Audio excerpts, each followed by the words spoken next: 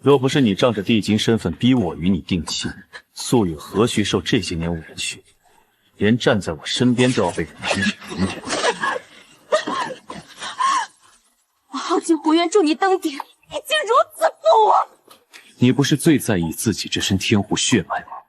正好，素雪涅槃缺一位天狐妖心，那就用你的吧。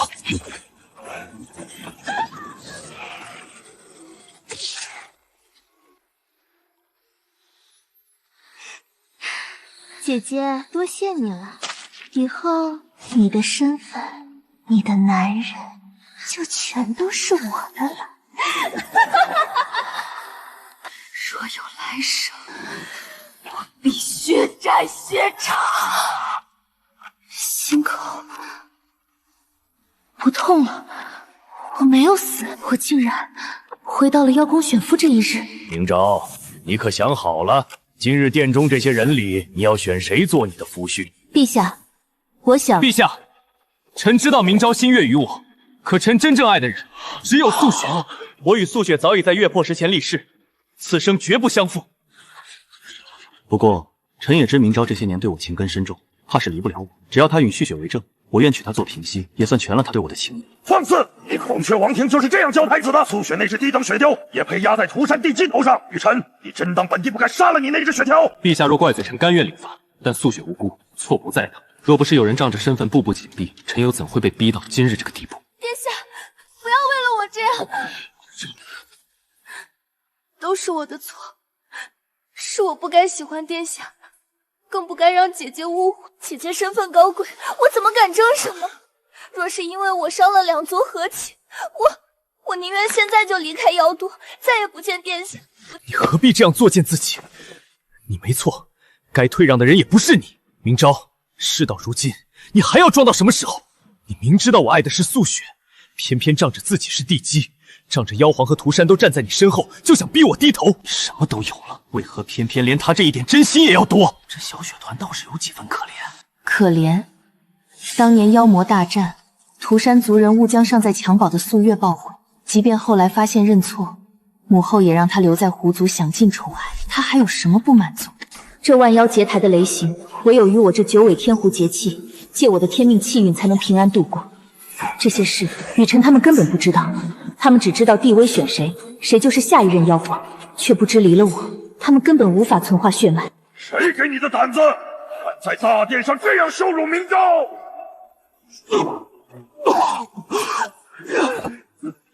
此斑阵乃三界唯一，是妖庭正统信物，可增幅修为，抵御雷劫。唯有帝妃亲手选中之人，方可持有，承继妖储气运。谢父皇。臣不服！明昭，是这孔雀荒唐，你不必理会他。今日你想选谁，尽管说便是。人人都当你是一条血脉低贱的黑蛇，生来卑微，不值一提，却不知万妖结台开启之日，你便会破灵化龙，化作世间独尊的上古末影，颠覆所有偏见与宿命。陛下，我已经想好要选谁了。既然你执意如此，也好。7日之后，我会亲自为你们准备婚姻。明昭最后还是选了我，说名字不当众宣布，无非是女儿怀的羞恼和坚持。他闹这一场，不过是想逼我低头，想让我多给他几分面子。雨辰，你这今日给姑滚回孔雀台闭门思过！明昭，成婚之前若再敢生事，不便让你连孔雀储君的位置都坐不稳。儿臣也告退了。姐姐，多谢姐姐成全我和殿下。其实我从未想过争什么，只要能远远看着殿下，我就心满意足了。你何必谢他？我想要的人从来只有你。若不是你心软，不忍让我为难，我根本不可能答应让他进门。明昭，素雪向来心善，不与你计较，可你到底欠他太多。你想要什么？素雪天生血脉低弱，妖骨也不够纯净，修为迟迟上不去。你是九尾天狐地基，自身灵脉纯粹，得天独厚，可滋养重塑妖骨，只要你献出自身本源灵力为它淬炼，便能重塑纯净血脉，彻底摆脱修为障碍，不再受人轻视。妖心是修为命脉所系，神魂相连，剖心之痛不亚于神魂俱灭，稍一不慎便会当场毙命。即便活下来，也是根基碎裂，修为尽毁。你不愿意？明昭，不过是一颗妖心而已。你是九尾天狐，少了这一颗，也不是不能再养回来。何况若不是因为你，素雪本不必受这些苦。如今让你拿一颗妖心补偿的，已经算便宜你。雨辰，你凭什么觉得我欠他一颗妖心？明昭殿下，可否借一步说话？哪里来的下贱东西，也配脏了明昭的眼？还不滚远些！你若有这闲工夫多管闲事，不如好好操心5日之后的万妖结台。哼，区万妖结台也值得你担心。我乃妖庭年轻一辈第一人，便是没有你出手，也一样能轻易度过。殿下，我叫玄烨，殿下既选了我，我便会以命相护。以后无论发生什么，只要我还活着，便绝不会让任何人欺辱殿下半分。无需多言，拿着，这是涂山信你。既然我选了你，你便不必再受人轻慢。回去吧，好好准备渡劫。是。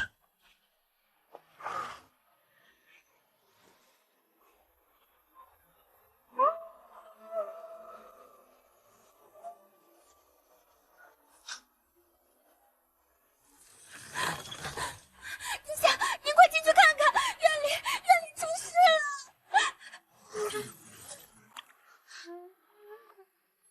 这是母后怕我不习惯妖毒，特意选了陵墓亲手做。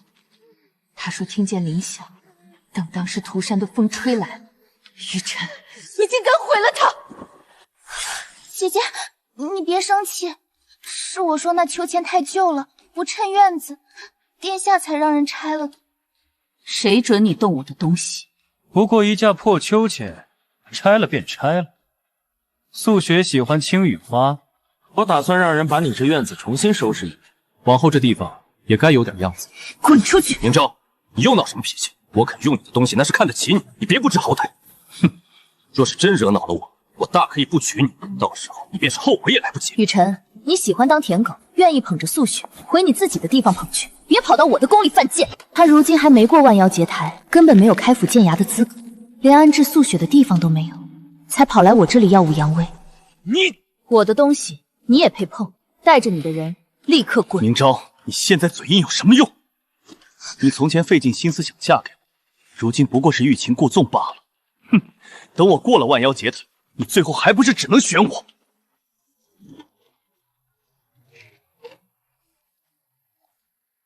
明昭，你来了。今日结台凶险，还需你暗中助我一二。待我成功渡劫后，自会记你的好。你放心，等成婚后，我会给你应有的体面，不会委屈了你。殿下，这枚斑犬，你哪儿来的？殿下，帝举只心悦你一人，那斑痣怎么可能是真的？不过是块相似的玉罢了。前世你靠着我的狐缘才渡过劫垒，这一世我倒要看看你拿什么去扛那几串妖影。前世雨辰也是这般众星捧月，而我傻傻的守在他身后，倾尽所有为他铺路，最后却落得那般凄惨下场，真是讽刺的可笑。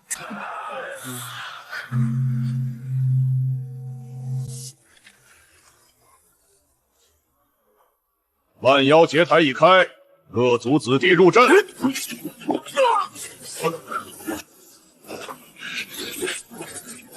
妖族后辈已经没落至此吗？连3道雷都扛不住，谈何重振妖庭？还有谁敢挑战？我来。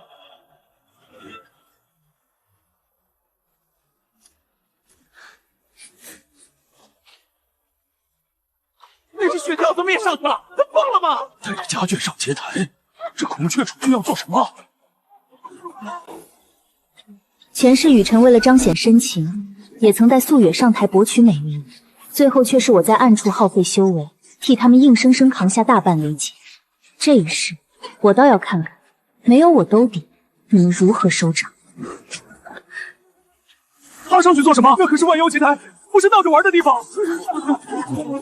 别怕，有我在，不会有事。何况明昭向来最放心不下我，有他在，绝不会眼睁睁看着我渡劫失败。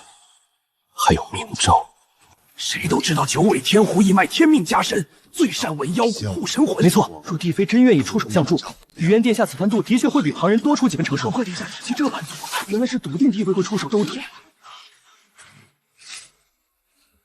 雨辰，你还真是自负到了极点。你以为这一世我还会像前世那样拼了命去护你和那个雪刀？只要明昭那个蠢货出手，殿下就能顺利渡劫。等殿下稳坐储君之位，我便是这妖界最尊贵的女人。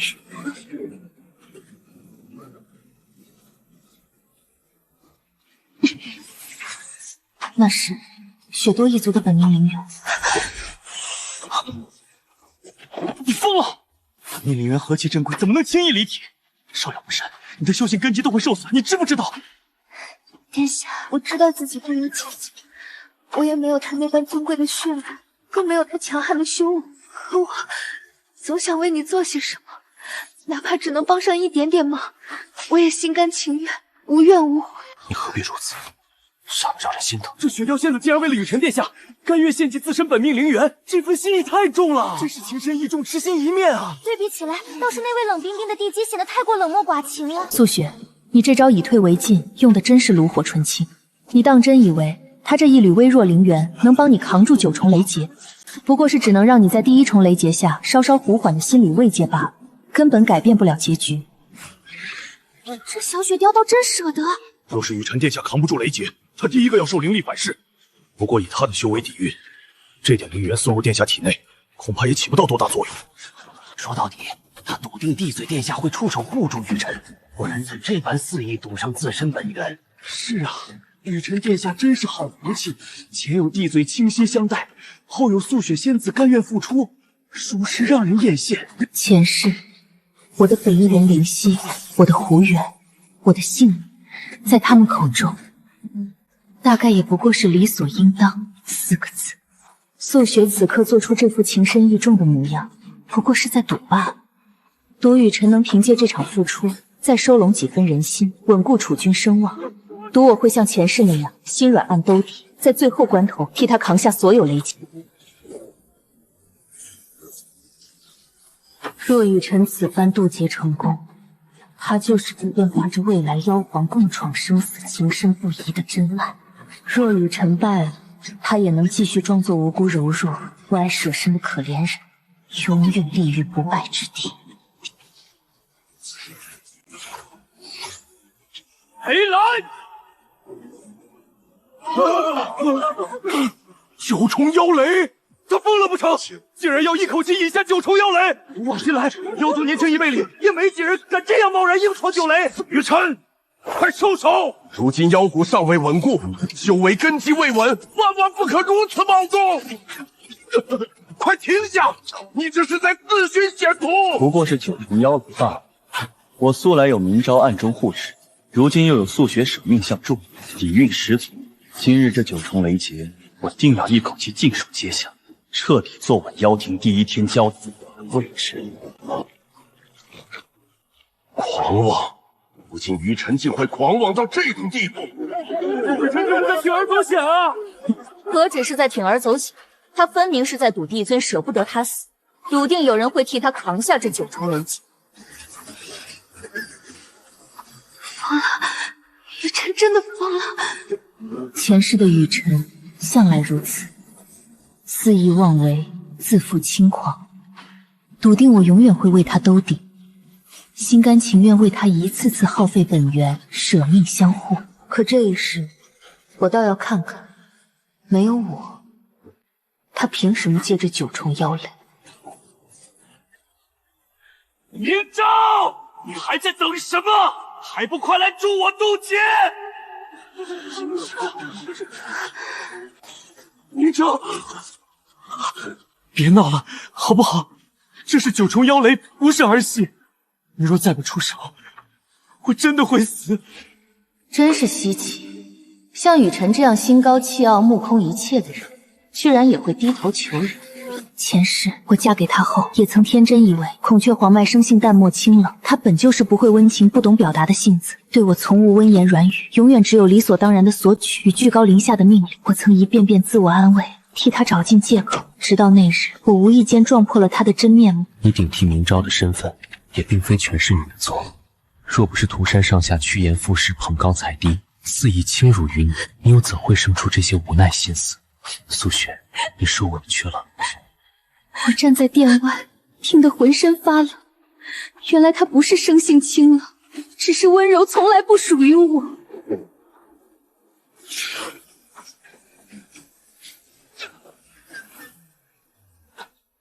上一世，从头到尾都是他鸠占鹊巢、贪得无厌，是他步步为营、屡次算计于我，甚至险些俘虏我身边至亲之人。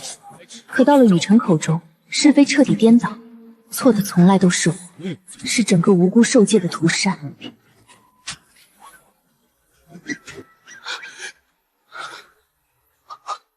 明昭，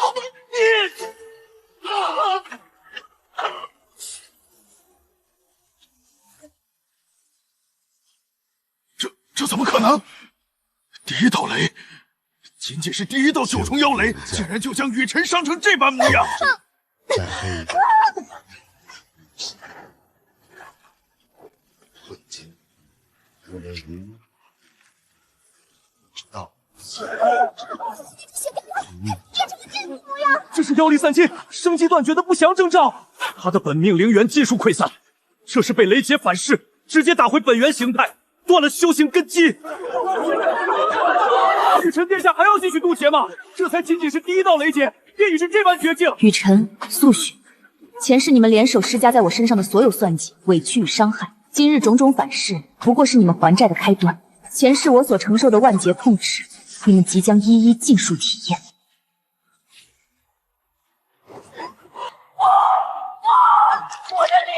我的脸怎么会这样？别看我，都别看我！求求你们，不要看我！往日装的柔弱无言，如今原形毕露，真是难看极了。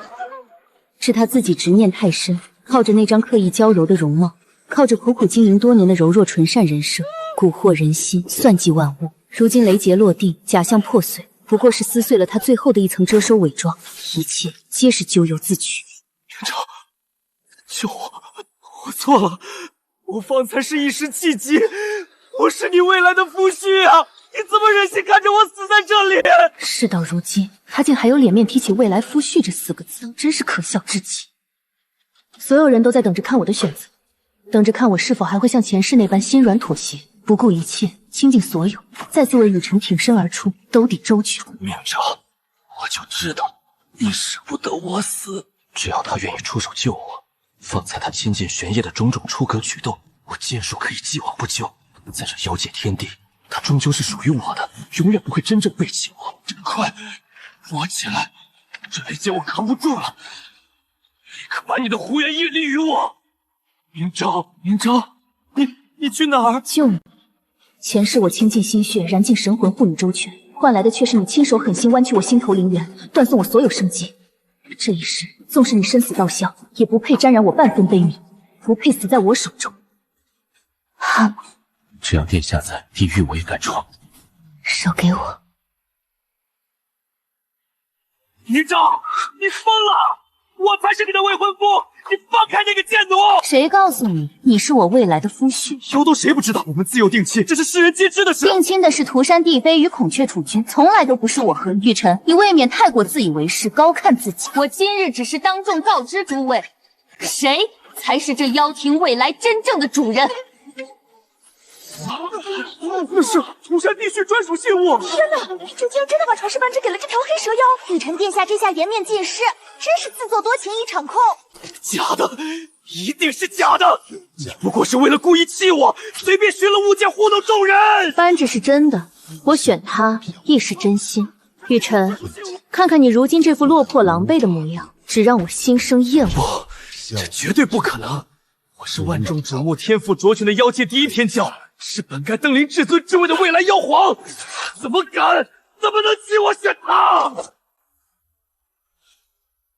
这枚白玉扳指是我亲手赠予他的信物，这亦是涂山未来帝婿的专属信物。传闻属实，这枚传世白玉扳指竟然真的交付他人了。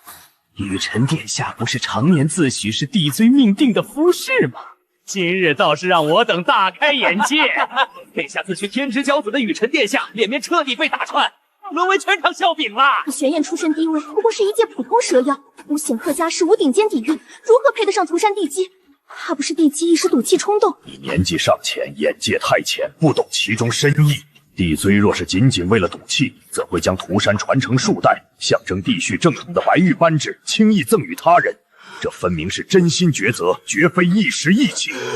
明昭，你疯了！你为了羞辱我，竟拿自己的婚事开玩笑！他不过是一条黑蛇，出身卑微，毫无底蕴，他也配站在你身边？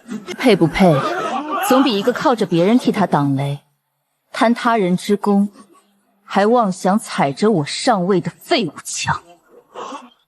你就不怕我死在这里？孔雀王庭与你图形彻底反目，两族开战。你今日执意弃我辱我，来日必定追悔莫及。明昭，你别忘了，从前从来都是我最有资格站在你身边。事到如今，他依旧半分不悔。危难之际，不想着认错悔过，只想着出言威胁，逼迫我妥协，从不反思自己负我、弃我、伤我，只怨我不肯继续做他登顶路上的垫脚石，何其自私可笑！殿下，雨辰殿下，救我！我的脸彻底毁了，一身妖脉也尽数紊乱断裂，我彻底废了。你从前明明答应过我，会护我周全，许我安稳，你不能食言啊，殿下！滚开！别来憎我！若不是你多事，胡乱渡那无用灵元给我，扰乱我的妖息脉络，打乱我的渡劫节奏，我怎会灵力紊乱，伤成这般模样？殿下，你怎么能这么说？我分明是为了帮你渡劫。闭嘴！你算什么东西？也配在这里拖累我？刚才还一副情深意重的模样，转头就翻脸啦！孔雀嫡种还真是薄情的很。前世他也是这般，一旦触及自身利益，翻脸比翻书还快。没有明昭替我挡雷，稳住妖骨，我一刀都扛不住。明昭，我知道错了，都是我对不起你，你救救我，求你，求你最后再救我一次。只要你救我，我什么都答应你。我不娶苏雪了，我马上杀了她给你解气。我以后只守着你一个。谁能想到雨辰殿下为了活命，竟能无耻到这种地步？刚才还说是真爱，现在转头就要杀人灭口。玉辰，说什么？忽然觉得前世那个为他掏心掏肺的自己，真是蠢得可怜。救我！看在往日的情分上，你拉我一把。往日几分，前世我倾尽修为助你却嫌我挡了续雪的路。玉辰这种丧家之犬的样子，才最彻底。殿下，别让脏东西污了眼。确实，不值得。不人呀！这雷威要毁了天台！玉辰，不！这就是咱们妖界第一人，引雷的时候多狂啊！现在跟条死狗有什么区别？丢死人了！他以为他多厉害，结果连第一重雷都扛不住。我看他储君的位置，他也配不上。以前你受万妖垂捧，全是靠我的气运供养，如今没了我的命，你连这劫台上的灰尘都不如。和他们在一起，也不敢贸然冲进劫台。九重妖雷尚未散去，谁闯进去谁死。那副狼狈模样，和刚才楚楚可怜、柔弱无依的模样比起来，简直像换了个人。若是再劈下去，玉辰必死无疑啊！够了，虽是个不争气的烂摊子，但终究是我孔雀王东的一枚棋子。就这样死了，未免白费了本皇多年栽培。活下来，继续当你的储君吧。为什么要救我！这种被明昭像看丧家之狗一样无视的羞辱，还不如让我死在那场雷劫里。雨辰，死太容易，我要你睁大眼睛看着，你曾经弃如敝履的我是如何一步步踏上永远够不到位。楚君殿下，别挣扎，这劫台重地可不是给废人好人休息。动作快点，没看见地基殿下的夫婿还要上台吗？别在这碍眼！放开本君，我自己能走。自己走？殿下，你现在连站都站不稳，别给孔雀王庭丢脸了。这就是刚才不可一世的雨辰殿下，现在求着跟山野间的流浪鸟有啥区别？小声点，人家好歹保住命了。不过这储君之位怕是悬喽。动作快点，这尘土气息冲得人难受，别误了后面天骄登台的时辰。这群卑微东西，竟敢这样对我！储君殿下，这劫台只认强者，您现在这副落魄模样，还摆什么往日架子？前世我为你掏心掏肺，却换来满盘皆输。现在的你，连做我脚下泥的资格都不配。阿叶，该你了。别怕，有我守着。明昭，你别后悔！明昭，你真当这旁人能上去？这劫台雷压重千斤，他一个低贱的黑蛇上去就是送死。怎么怕了？一个靠女人抬举才敢露面的凡人妖种，也就只能躲在你身后当缩头乌龟了吧？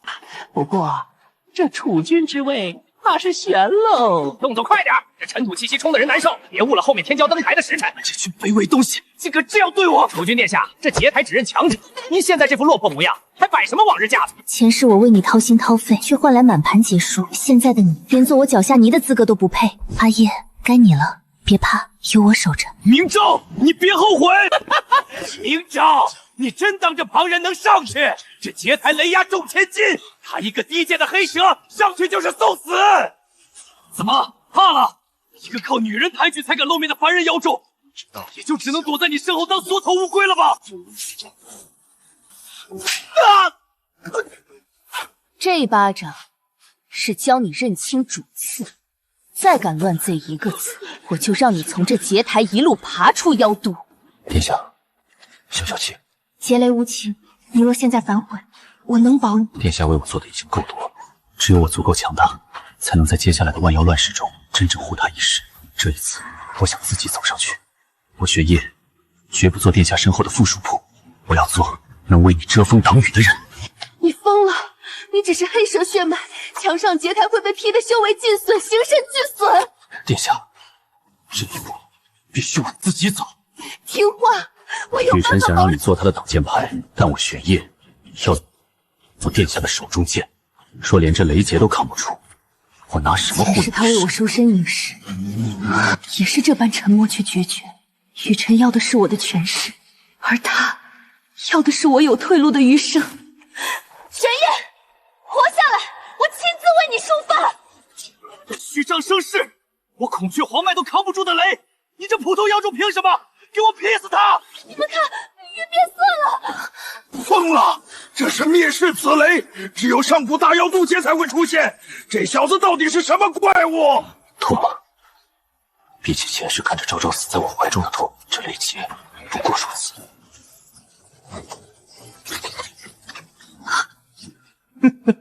就这点本事吗？再来！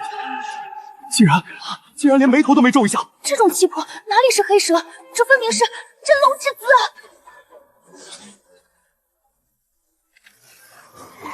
输了，我竟然输给了一个平凡妖种。6道，这怎么可能？寻常天骄3道已然封顶，他竟硬生生扛下6道天法雷劫。很好，6道妖雷已足以证明你的天资。自今日起，等等，明昭，你果然舍不得让他继续。也是，他若败在台上，你岂不是白费心思？殿下，快下去！这是9重妖雷，不是儿戏。既然选了你做夫婿，哪有让你一个人拼命的道理？后面3道，我陪你。可是你已经自己走了这么远，剩下的路，我陪你。前世我护不住身边之人，这一世，我绝不让你独自面对深渊。疯了！你竟然要亲自入阵！这种雷劫，多一个人便多一倍威力。他这是要陪那黑蛇一起涉险啊！明昭，你宁可陪一个普通妖种涉险，也不给回头看我一眼。劈吧，最好让他们一同败于雷劫，从此彻底消散。阿爷，运转妖力，与我共鸣。好，若我今日安然渡劫，此生定不负你。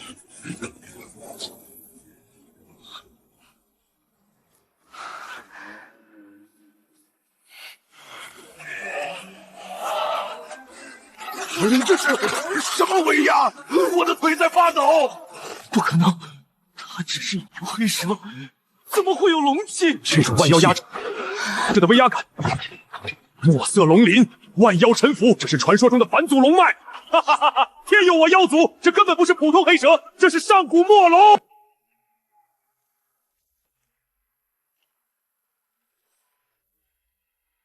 玄烨，今日起海龙印便交于你。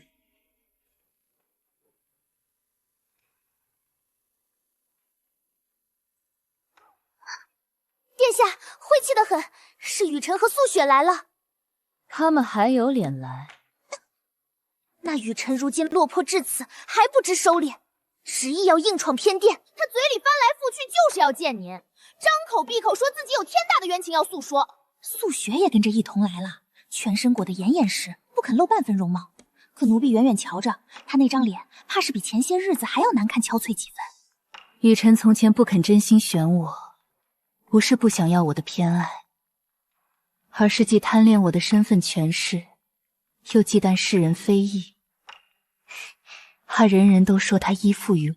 人一旦跌进泥里，总要替自己找个借口，仿佛不是自己贪念过重，不是自己愚钝无知，只是被旁人误导拖累，落得这般境地。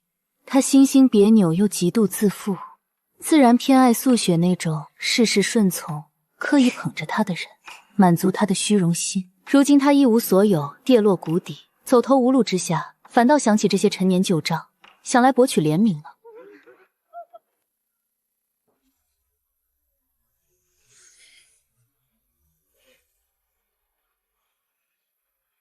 启禀殿下，这二人已在此纠缠多时，屡次执意硬闯，属下屡次阻拦无果。明昭，你看看我是雨辰啊！哪里来的失态之人？这副狼狈尊容，倒像是从荒郊野地辗转而来的落魄之徒。我知错了，昭昭，是素雪，是此人蛊惑于我，才害我落得这般境地。你救救我！你是尊贵帝女，只要你开口，龙宫灵药定然能修复我的腰带。救你，殿下！方才你还在路上扬言要将我赔罪献于帝女，博取宽恕，怎么此刻又改口卖我求荣了？闭嘴！你这丑陋之人，谁准你多言插嘴？前世他是高高在上的储君，俯瞰着我，永生我得他一眼垂眸都算奢艳，今生他跌落尘埃，一无所有，为求一线生机，不惜反噬他人，卑微乞怜，彻底弄丢了曾经的自己。明昭，你终于肯见我了。你来做什么？我要你知道真相。从前那些事不全是我的本意，是他暗中动了手脚。他偷了你的心头血，又混着狐香炼成怡情灵，日日背在身上，我才会对他那般着迷，连是非都分不清。明昭，我若当真厌你，何必在是时候还来见你？我只是被他蒙骗了，是他将我对你的情谊一点点挪到了自己身上，我才做下那些错事。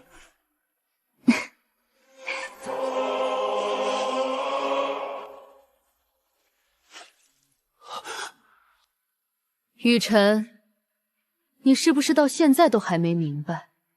我厌恶你的从来不只是变心，你最可笑的地方是凡事都想给自己留一条退路。喜欢素雪时，你说她柔弱可怜，离不得你；如今被她拖进泥里，你又说自己是受了蛊惑。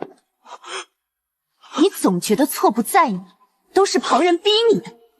可若你当真心智坚定，区区一个素雪，凭什么左右你？说到底，不过是你自己又贪又蠢罢了。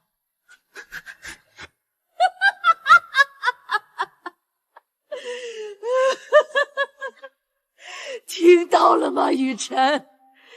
我早说过，他看不起你。闭嘴！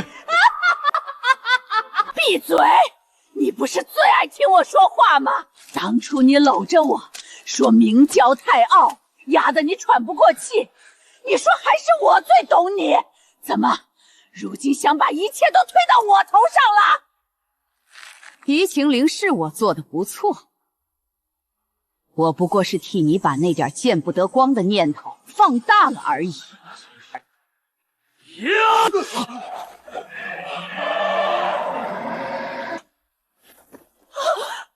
在本君的殿前动手，雨辰，你胆子不小。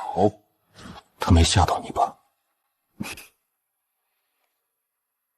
在本君的殿前动本君的未来龙后，我没有。不！我的修为根基，我的修为！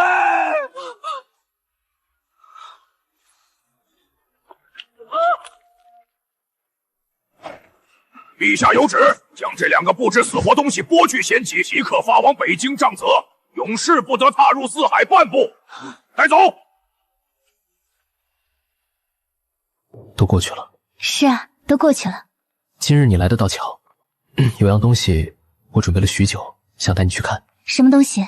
竟让我们的龙皇陛下这般神秘？跟我来便是。这是……这深海里什么都好，就是太暗了。若是能在海底也看到青丘那样的月亮，该有多好啊！人世今生，从未有人把我随口的一句戏言当成信仰去完成。无法饮9天月华，我寻遍四海，才凑齐了这些能发光的月灵。中央那盏灯燃的是我的灵力，只要我不死，这海底的月亮便永远为你长明。你身为四海龙皇，日理万机，居然把心思都花在这些无用的事情上。关于你的事，从无一件是无用的。那些月灵是我一片片亲自挑的。若你不喜欢这种光晕，我明日再派人去寻其他的换上。不用换了，玄烨，这是我2辈子见过的最美的月亮。你这样看着我，可是有什么话想说？我只是觉得，能这样安静地看着你，就像是在做一场不敢奢求的美梦。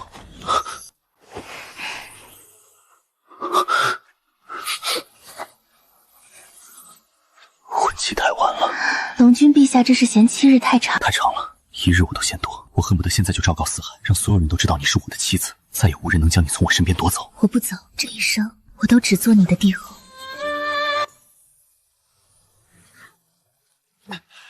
我堂堂孔雀族少主，未来的尊主，怎么会落到这种鬼地方？玄烨，你们这对璧人，我做鬼也不会放过他们！雨辰哥哥，别生气了，当心气坏了身子，快把这碗药喝了吧。这是我好不容易在瘴气林里找来的灵草熬制的，对你的伤势恢复有好处。喝什么药？在这灵气枯竭的绝地，喝再多的药有什么用？如果不是你这个贱人一直在本少爷耳边蛊惑，我怎么会抛弃明昭，又怎么会落得今天这般田地？玉婵哥哥，你怎么能这么说？当初明明是你自己贪图，不是我不好，是我连累了你。可是如今我们只有彼此了，我只想好好照顾你。本少主现在虽然废了，但身边能有个听话的狗伺候，总比孤身等死强。雨辰啊雨辰，你以为你还是那个高高在上的少主吗？你毁了我的后半生，难道还指望我在这里陪你熬到死？只要能生抛了你的孔雀心灵，我就能重塑仙脉，修复容貌，彻底离开这人间炼狱。雨辰哥哥，你既然说只有彼此了，那就用你的命来成全我吧。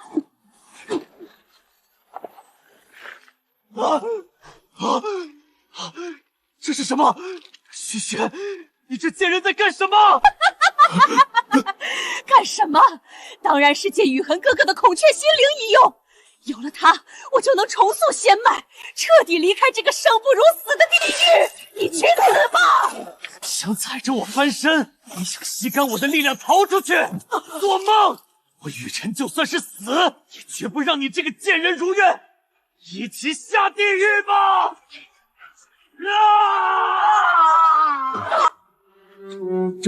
这不是前几天刚被发配来的孔雀少主和那个女人吗？怎么互相残杀成这样了？太狠了！这是宁可同归于尽，也不给对方留活路啊！走，快回去向龙宫禀报。启禀龙皇帝后，北境巡境人刚刚传回急报，被发配至杖泽的雨辰与素雪死了。怎么死的？回帝后，二人死状极其惨烈，两人似乎是为了争夺孔雀心灵发生了严重内讧。素雪企图用法器困住雨辰，声波其孔雀心灵以求重塑修为。雨辰被逼至绝境，拼死反扑，硬生生震碎了自身心灵，失控法器将两人死死锁束，最终二人在泥潭之中同归于尽。你似乎毫不意外。我为何要意外？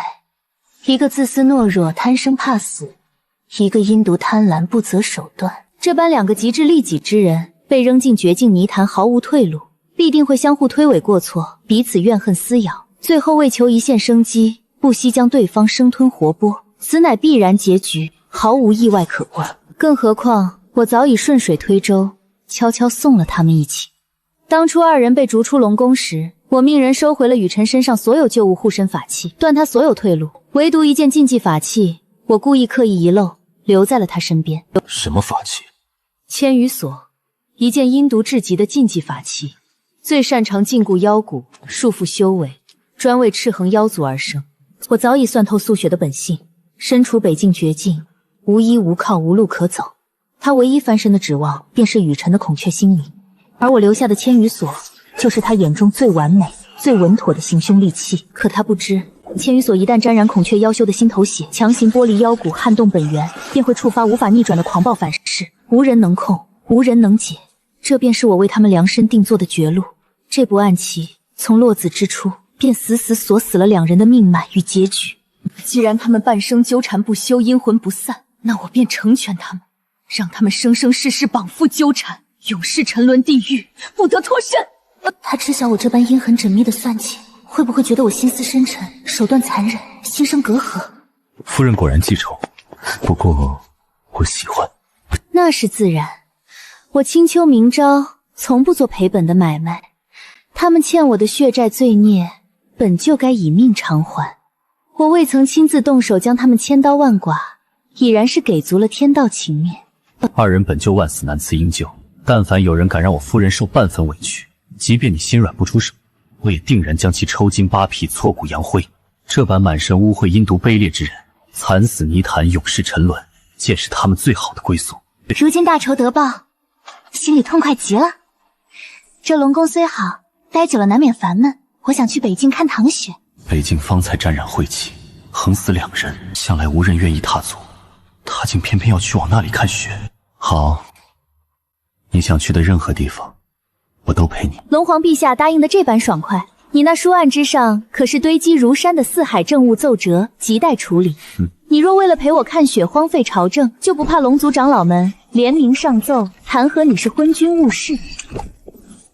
四海政务万千，堆叠如山，终究不及我夫人展颜一笑。我做这四海龙皇之位，从不是为了权柄滔天，只为能名正言顺、安稳护你一生无忧。区区俗物，自有旁人分忧，让那群长老自行头疼便可。掌心相触的那一刻，我忽然有一瞬间恍惚，前世我也曾无数次幻想过这般盛大婚礼、温柔相守的场景，我以为那是我生生世世都触不可及的幻梦。直到此刻，我才彻底明白，从来不是我不配拥有美好，只是我从前错付了人心。昭昭，这四海八荒，次次皆是你的聘礼。拜见龙皇，拜见帝后，祝龙皇帝后琴瑟和鸣，万寿无疆。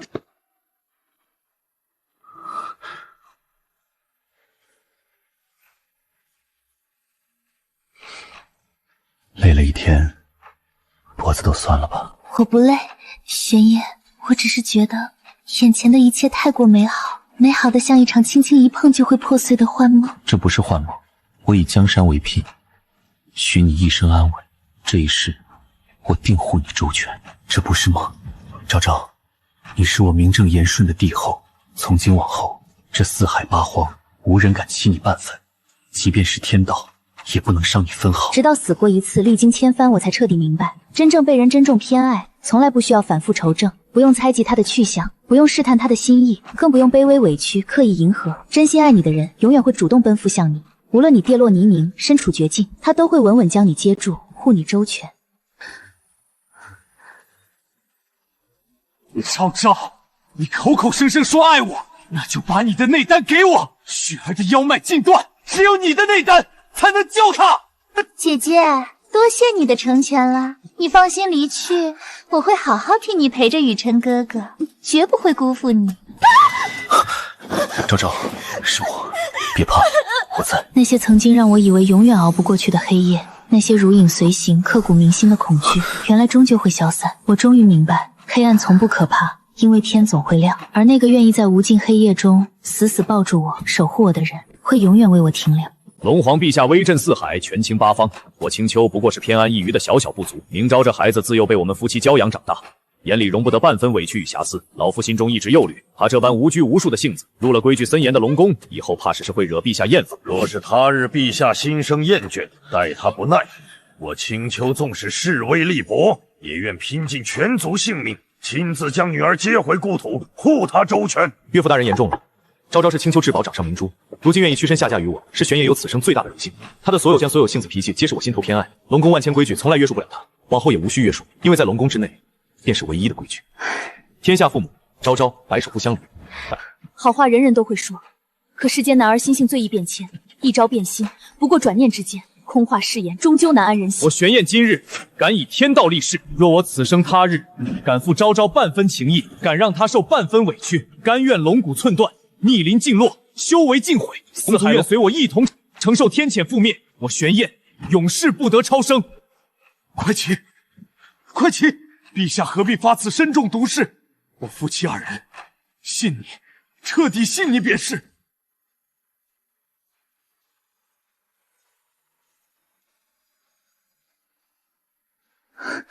你是堂堂四海至尊龙皇，身份尊贵至极，何必为我发下那般凶险沉重的毒誓？昭昭，那从来不是场面话。我方才所言，字句皆是肺腑，句句发自本心。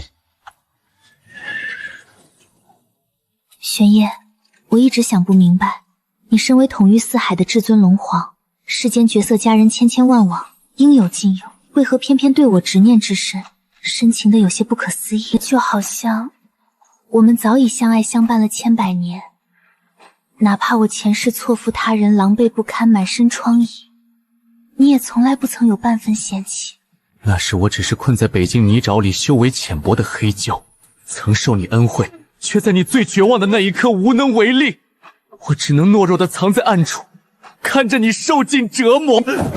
我抱着你冰冷的身体，恨自己没用。